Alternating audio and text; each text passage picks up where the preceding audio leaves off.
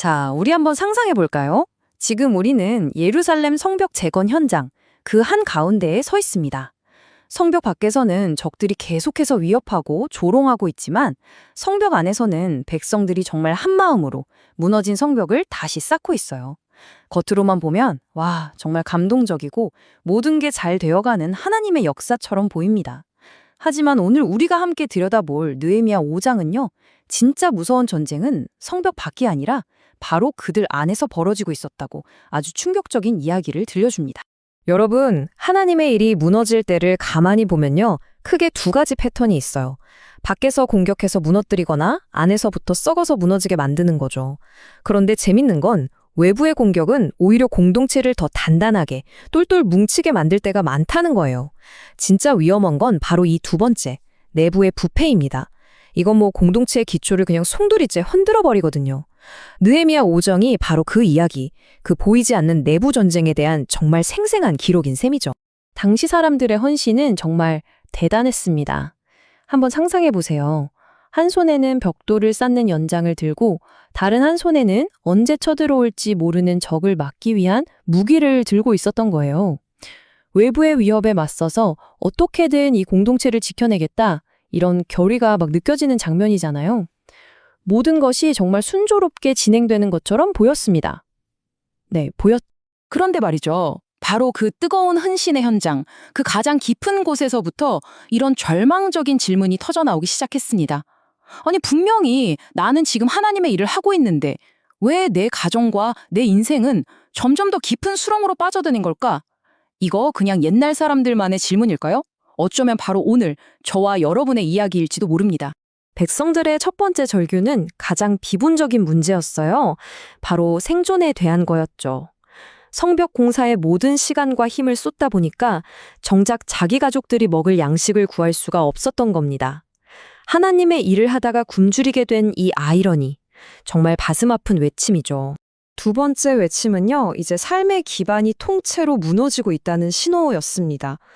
당장 먹을 게 없으니까 생계수단인 밭과 포도원, 심지어 가족들이 사는 집까지 담보로 내놓고 있었던 거예요. 공동체를 위해서 헌신하는 동안 역설적이게도 자신의 모든 것을 잃어가고 있었던 거죠. 그리고 마침내 터져나온 마지막 절규는 정말 참담합니다. 더 이상 내놓을 게 없으니까 사랑하는 자녀들을 종으로 팔아서 겨우 버텨야 하는 상황까지 내몰린 겁니다. 거룩한 사역의 결과가 결국은 가족의 해체라는 끔찍한 비극으로 이어진 거죠. 여기서 우리가 꼭 기억해야 할 아주 중요한 사실이 있습니다. 이 사람들의 울부짖음은 못해 먹겠다, 성벽 공사 그만두자, 이게 아니었다는 거예요. 그들은 여전히 하나님의 일이 이루어지길 원했어요. 그들의 분노와 슬픔이 향한 대상은 외부의 적이 아니야 바로 공동체 안에 있던 부유한 귀족과 관리들, 다시 말해 자기 형제들이었습니다. 자, 이 귀족들이 무슨 짓을 저질렀는지 한번 보세요. 함께 성벽을 쌓던 형제들에게 돈을 빌려주고 높은 이자를 물렸습니다. 빚을 갚지 못하면 가차없이 땅과 집을 빼앗았고요. 결국에는 그들의 자녀들까지 종으로 데려갔죠. 이건 그냥 돈 문제가 아니었어요. 동족끼리는 절대 착취하지 말라는 하나님의 율법을 정면으로 어기는 아주 심각한 영적 범죄였던 겁니다. 아니, 어떻게 같은 공동체 안에서 이런 끔찍한 일이 벌어질 수 있었을까요? 느헤미야는 그 문제의 핵심을 정확히 꿰뚫어 봅니다. 바로 하나님을 경외하는 마음이 사라졌기 때문이라는 거죠. 하나님을 경외한다는 게 뭘까요? 그냥 하나님을 무서워하는 게 아닙니다. 내 개인적인 이익이나 욕심보다 하나님의 뜻과 그분의 백성들을 더 소중하게 여기는 삶의 태도, 그 자체죠. 이 마음이 사라지니까 거룩한 공동체가 서로를 잡아먹는 정글이 되어버린 겁니다. 백성들의 이 기가 막힌 사연을 들은 느헤미야는요, 그 자리에서 불같이 화를 냈습니다. 근데 이건 그냥 감정적으로 욱한 게 아니었어요. 하나님의 공의가 무너진 것에 대한 거룩한 분노였고, 공동체를 향한 하나님의 마음이 짓밟히는 걸 보는 리더의 찢어지는 아픔이었습니다. 느헤미야는 주저하지 않고 바로 행동에 나섭니다. 귀족들을 딱 소집해서 그들의 죄를 꾸짖고 아주 구체적이고 단호하게 요구하죠. 당신들이 부당하게 받은 이자 다 돌려주시오. 빼앗은 재산 당장 돌려주시오. 그리고 종으로 삼은 우리 형제들 전부 풀어주시오. 이건 단순한 해결책이 아니에요. 모든 것을 원래 주인에게 돌려주고 빚을 탕감해주는 하나님의 법, 희년의 정신을 지금 당장 회복하라는 강력한 영적 요청이었던 거죠. 정말 놀랍게도요. 귀족들이 느헤미야의 책망 앞에서 우리가 그대로 하겠습니다라고 순종합니다. 그 말을 듣자마자 고통받던 백성들이 다 함께 아멘을 외치면서 하나님을 찬양했어요. 여러분, 이 장면이 상상이 되시나요? 그 자리에 가득했을 안도의 한숨과 감사의 눈물, 물리적인 성벽이 완성되기도 전에 무너졌던 공동체의 마음이 먼저 회복되는 기적의 순간이었습니다. 느헤미야의 리더십은 여기서 그치지 않아요. 여기 보이는 숫자 12년은요, 그가 총독으로 일했던 기간입니다. 그는 이 12년 동안 총독으로서 당연히 받을 수 있었던 녹봉, 그러니까 식량 지원을 단 한 번도 받지 않았습니다. 왜요? 백성들에게 조금이라도 부담을 주지 않기 위해서였죠.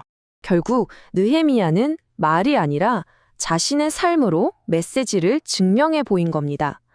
귀족들의 탐욕과는 정반대로 자기 권리를 기꺼이 포기하고 공동체를 섬기는 그 희생을 몸소 보여준 거죠. 이것이야말로 위기의 순간에 공동체를 하나로 묶고 진짜 회복으로 이끌었던 진정한 리더십의 힘이었습니다. 자, 이제 이 이야기는 우리에게 질문을 던집니다. 어쩌면 우리도 뭔가 멋진 성벽을 쌓는다는 그럴듯한 명분 아래 바로 곁에서 신음하고 있는 형제의 눈물을 못 본 척하고 있는 건 아닐까요? 위대한 비전과 사역을 이야기하면서 정작 가장 가까운 사람의 아픔에는 무관심한 건 아닌지 우리 자신을 좀 돌아봐야 할 것 같습니다. 이 질문은 좀 더 넓게 확장될 수 있어요. 내가 속한 가정, 내가 매일 가는 직장, 우리가 함께 신앙생활하는 공동체는 어떤가요? 혹시 그 안에 존재하는 어떤 불이한 구조나 관계의 아픔에 우리가 너무 익숙해져 버려서 이젠 아무것도 느끼지 못하게 된 것은 아닐까요? 오늘 내용을 마무리하면서 마지막으로 이 질문을 드리고 싶습니다. 여러분의 인생에서 지금 가장 중요하게 또 열심히 쌓아 올리고 있는 그 성벽은 무엇인가요? 그것이 일이든 가정이든 어떤 사역이든 그 화려해 보이는 성벽의 내부는 과연 건강하다고 말할 수 있습니까? 진짜 싸움은 언제나 우리 안에서 시작된다는 것을 꼭 기억하셨으면 좋겠습니다.